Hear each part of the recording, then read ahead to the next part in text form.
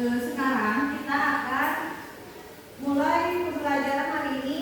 Yang pertama tujuannya dengan sekarang kita akan belajar tentang bahasa Indonesia dan IPA. Bahasa Indonesianya adalah teks, fiksi, dan non-fiksi, dan IPA-nya adalah kita akan belajar daur hidup hewan. Nah, tujuan pembelajarannya di sini yang pertama dengan mencermati teks non-fiksi yang disajikan ini, siswa mampu menemukan pokok pikiran dalam bacaan secara tepat.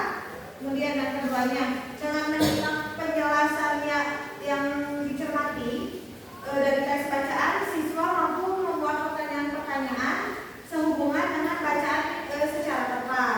Kemudian yang ketiga, dengan membuat bagan, siswa mampu menggolongkan hewan berdasarkan jenis makanannya secara benar. Kemudian yang terakhir, dengan melakukan pengamatan dan pengumpulan informasi, siswa itu mampu membuat teks non-fiksi tentang penggolongan hewan berdasarkan jenis makanannya secara benar. Nah, di sini kita akan menyanyikan terlebih dahulu lagu nasional ya. Semuanya boleh berdiri.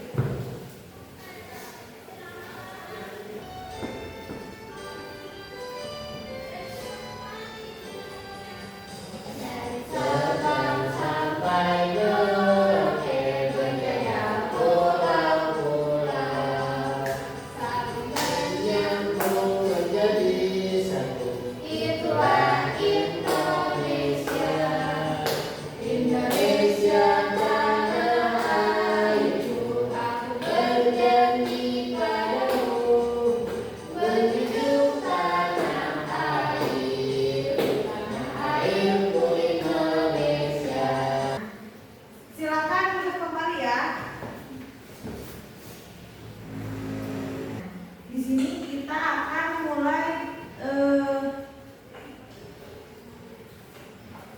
tentang IPA.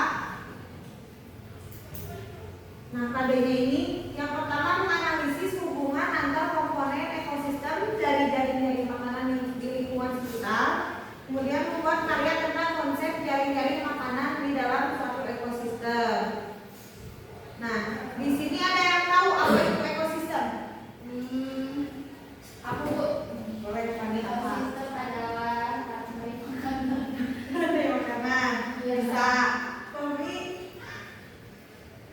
Tahu Bu. Udah tahu.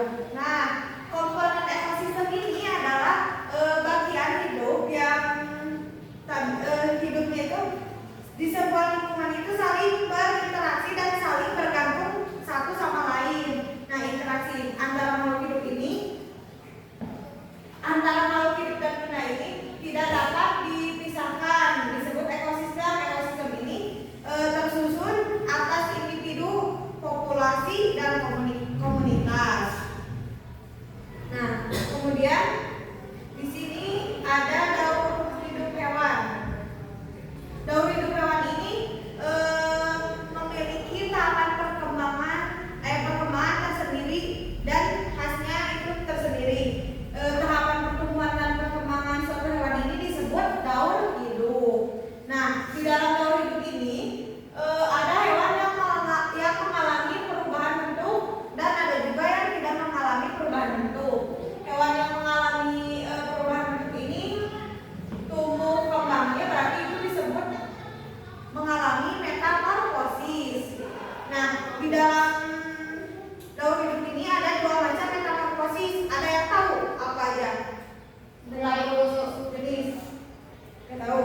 Nah, ada dua macam metamorfosis, yaitu yang pertama metamorfosis tidak sempurna, di mana tumbuh kembangnya itu tidak lengkap. Kemudian yang kedua ada metamorfosis sempurna, perkembangan dan pertumbuhannya itu sempurna. Di sini Ibu ada sebuah tayangan video tentang daur hidup hewan. Kalian bisa simak baik-baik ya. Yang kita hari ini IPO juga dan seminggu pengamatan dari objek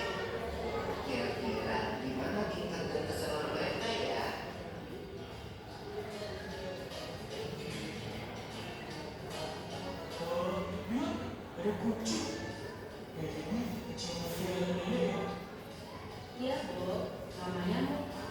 Lucu banget namanya. Hai Mopa.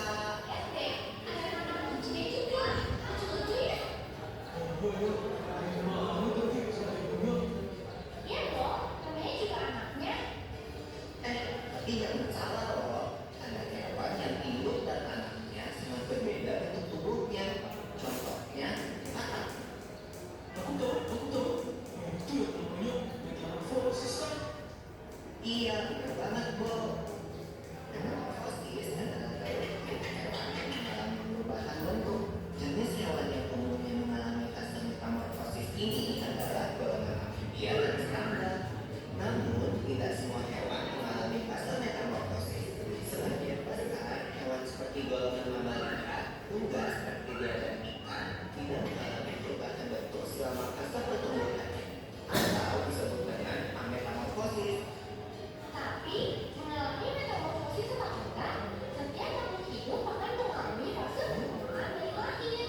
Lalu, tumbuh dewasa dan kembali merasakan kesempurnaan. Fase pertumbuhan berulang-ulang yang dilalui makhluk hidup dinamakan daur hidup.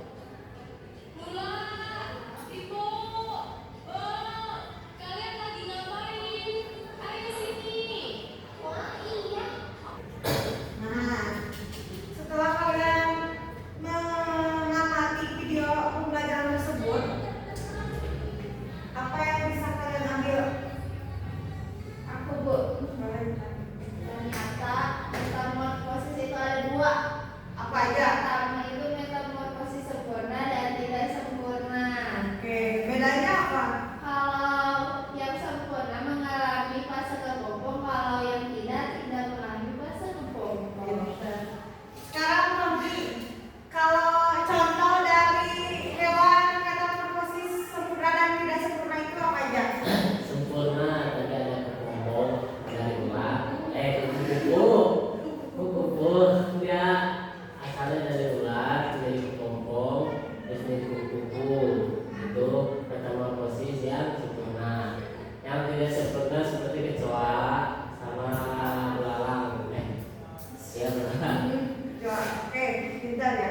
Jadi contoh dari metamorfosis itu ada dua. Yang pertama metamorfosis sempurna itu contohnya kupu-kupu, ayam. Nah itu kan masuk ke metamorfosis sempurna. Kalau misalkan metamorfosis tidak sempurna itu kecoa, belalang, dan masih banyak lagi contohnya ya. Nah sekarang di sini Ibu ada tayangan materi tentang teks non fiksi. Apa ada yang tahu teks non fiksi itu? Tidak, Bu. Tidak. Kita tonton dulu ya. Ya, Ibu. Fiksi, di mana komposisi dasarnya telah menguraikan konsep-konsep yang saling berkaitan pada teks non-fiksi, menyajikan konsep-konsep yang saling berkaitan pada teks non-fiksi ke dalam tulisan dengan bahasa sendiri, dalam bacaan dengan tepat, membuat pertanyaan-pertanyaan sehubungan Saja yang kalian ketahui tentang teks non fiksi setelah menonton tayangan video. Ayo siapa yang bisa? Informasinya berisi fakta. Kemudian contoh dari teks non fiksi itu ada apa saja? Ada esai, jurnal, esai jurnal. Masih ada? Nggak tahu, Bu. Cuma dua Ibu yang tahu. Oke. Koran itu juga masuk ke teks. Nah, betul ya tadi pokok teks non fiksi itu adalah teks yang berisi informasi berdasarkan fakta atau kenyataan